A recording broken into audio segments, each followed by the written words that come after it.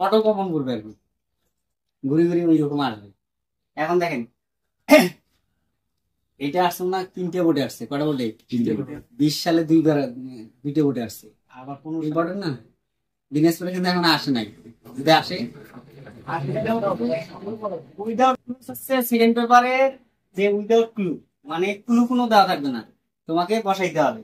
এখন এই উইদাউট ক্লুটা হচ্ছে তোমাদের করতে হয় আর্টিকেল আর হচ্ছে প্রিপোজিশন দিয়ে।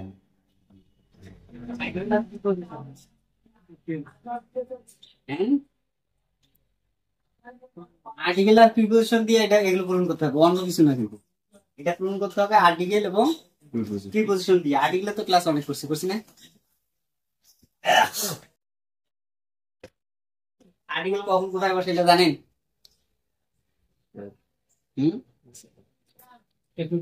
এখন শোনো, এই gap filling activities without clues, এটা হচ্ছে আর্টিকেল দিয়ে পূরণ করতে হবে এবং প্রিপোজিশন দিয়ে পূরণ করতে হবে। আর্টিকেল কোথায় কোথায় বসে এটা আমাদের জানতে হবে, প্রিপোজিশন কোথায় কোথায় বসে এটা আমাদের জানতে হবে, তাই না? এখন আর্টিকেল হচ্ছে কত প্রকার? 2 প্রকার, ডিফিনিশন আর ডিফিনিট এবং ইনডিফিনিট আর্টিকেল। নির্দিষ্ট অনির্দিষ্ট। নির্দিষ্ট হচ্ছে ডি, আর অনির্দিষ্ট কি এ এবং এন। আর প্রিপোজিশন গুলো তো জানেন, প্রিপোজিশন গুলো বেশিরভাগ হচ্ছে ইন, অফ, তারপর হচ্ছে দাঁতও হয়েছে বসে, অফ, উইথ, টু, হ্যাঁ এইগুলো বেশি বসবে। এই 4টা 5টা প্রিপোজিশন বেশি বসবে। এখন দেখেন এটা করতে গেলে আর্টিকেল এবং প্রিপোজিশন দিয়ে পূরণ করবেন। প্রথম থেকে শুরু করি। Dash ideal teacher is often compared with dash architect. Dash ideal চিনেন? Teacher is often compared with dash architect. ধরো আমরা এগুলো মানে জানি না, মানে বসাইতে হবে। তো মানে জানি না, তার মানে কি করতে হবে? বসাইতে হবে। বসাইতে গেলে দেখো আমরা ভাবেল করছি না, ভাবেল কয়টি? এ, ই, আই, ও, ইউ। এই হচ্ছে 5টি ভাবেল নাকি? এই 5টি ভাবেলের আগে এন বসে। কি বসে? এন বসে। তো এন আইডিয়াল। এর কি হবে? তাহলে 5টি ভাবেলের আগে কি বসে? এন বসে। তাহলে আইডিয়াল এর কি হলো? এন হলো। তারপরে আছে দেখো আর্কিটেক্ট, তো ওখানে কে আছে? ভাবেল আছে, এন বসলো নাকি? এখন আরেকটা কথা মনে রাখবা, ইউ আছে না, ইউ, ইউ এর উচ্চারণ যদি ইউ এ থাকে, ঠিক আছে, এইরকম যদি উচ্চারণ হয়, ইউ বানান এটা না, ইউ এর উচ্চারণ যদি এটা হয়, তাহলে এর আগে এন বলবে না, এ বলবে। ঠিক আছে, যেমন হচ্ছে ইউনিট, ইউ ইউনিট, দেখো ইউ এর তাহলে এর আগে এ বলবে, এটা শুধু মনে রাখবা।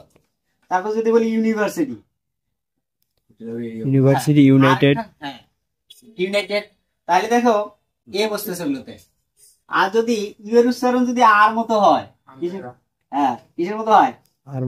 আর মতো হয়, তাহলে কি হবে? এন বলবে। কিন্তু ইউ এর উচ্চারণ এর মতো না হয়, যদি অন্য কিছুর মতো হয়, তাহলে এন বলবে। এটা তো বুঝছো নাকি? আর একটা আছে এইচ, এইচ সব ইয়াটা আছে, ওয়ার্ড লেটার আছে, এইচ এর উচ্চারণ যদি হ হয়, ঠিক আছে, এইচ এর উচ্চারণ যদি হ হয়, আর এটার পুরোপুরি হচ্ছে এ, আর এইচ এর উচ্চারণ যদি ওয়ার মতো হয় বা আর মতো হয়,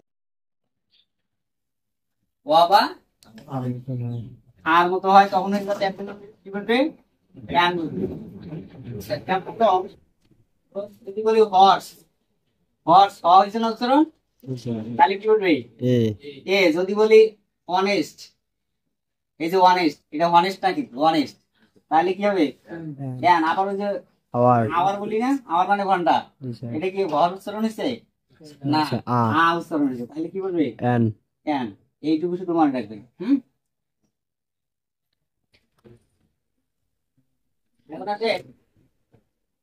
He is called dash architect of a nation.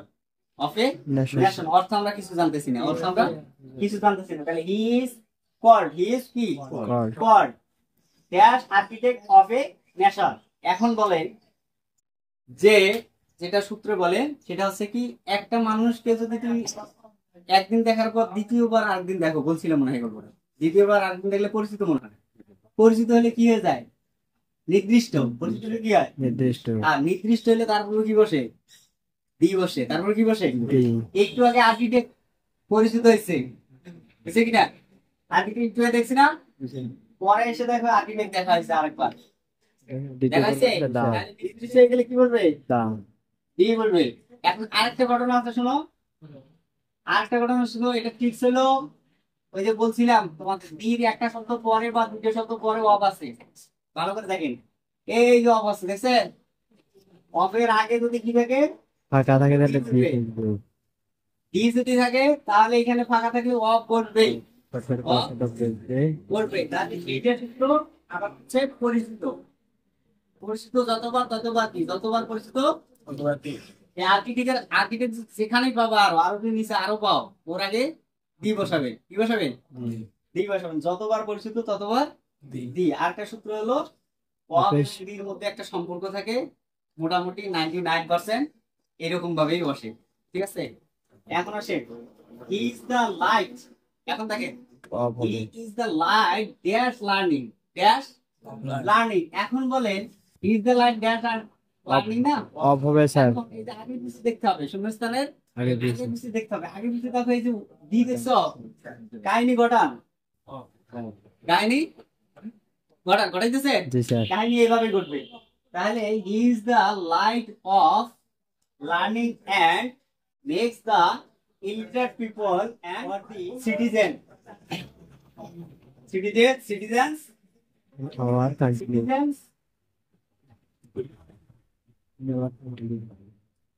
citizens in our country. country, আমাদের দেশের মধ্যে, আমাদের দেশের মধ্যে, দেশের মধ্যে। এটা অর্থ অনুযায়ী বসে, এটা কি অনুযায়ী বসে? অর্থ অনুযায়ী বসে। তারপর but it is matter, but তো ইট ইজ নেবে, বাট ইট থাকতো এখানে, but it is matter of regret. এখন দেখেন,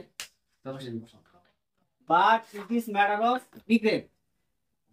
এই এই যে ম্যাটার অফ রিগ্রেট আছে না, এটা শোনো, it is matter of sorrow. সরো বুঝছেন? It is matter of shame, it is matter of regret. হ্যাঁ, এরপরে সরাসরি একটা করে দ্যাট থাকে না, দ্যাট, এটা অ্যাসার্টিভ বাক্যে। হ্যাঁ, দেখো but it is matter of regret that, সরাসরি দ্যাট থাকে না। এই যে সর এবং দ্যাটের মাঝখানে বা ল এবং দ্যাটের মাঝখানে কিচ্ছু বসে না, কিচ্ছু বসে না, কিচ্ছু বসে না। তার মানে ওখানে কি হবে?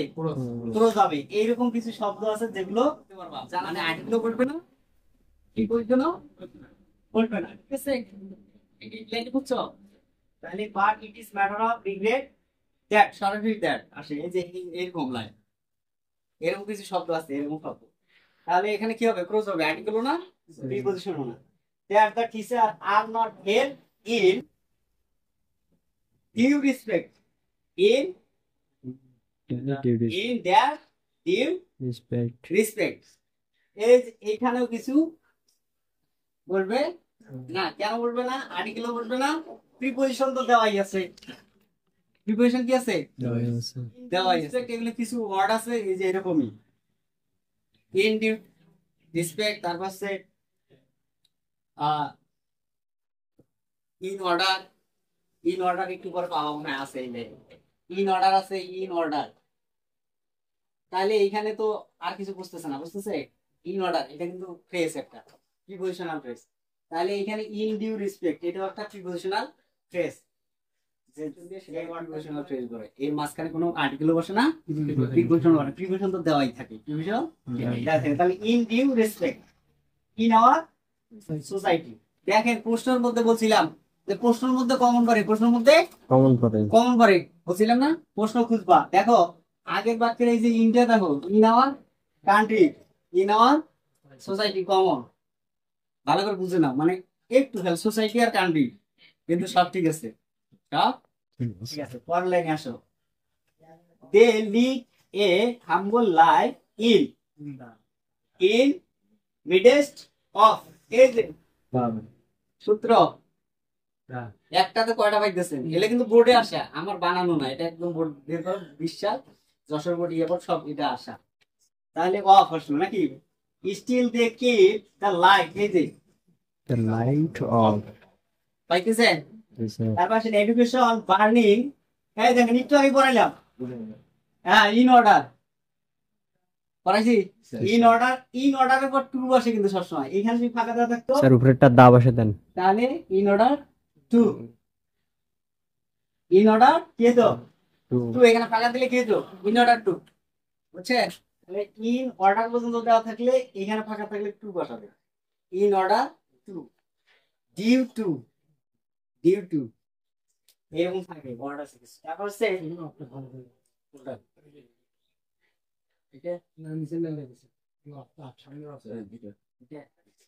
দেখা হইতেছে না, আচ্ছা ঠিক আছে দেখো বুঝছো তো। তারপর দেখো remove, remove in order to remove, এই যে দেখেন আসে, এলে তো আর বোঝা লাগে কিছু দেখলে না, খালি ইনভিটারসি আর superstition the society, the society article আছে সম্ভাবনা নাই, তাহলে আর্টিকেল আছে সম্ভাবনা নাই, তার মানে হচ্ছে এটা কিন্তু নাউন, এটা কি নাউন, আর এটা হচ্ছে অ্যাডজেক্টিভ, এটা কি সুপারস্টিশন, এটা হচ্ছে কুসংস্কার, এটা হচ্ছে অ্যাডজেক্টিভ।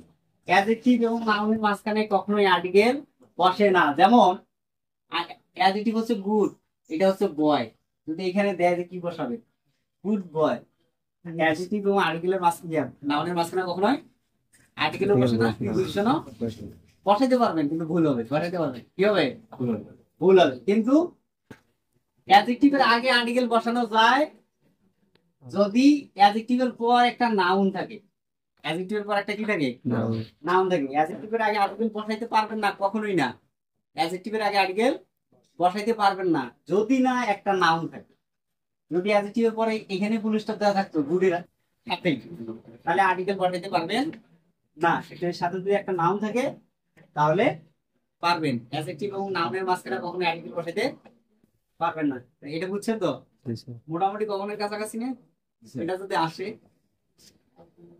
যদি আসে হ্যাঁ আসলে পাবে।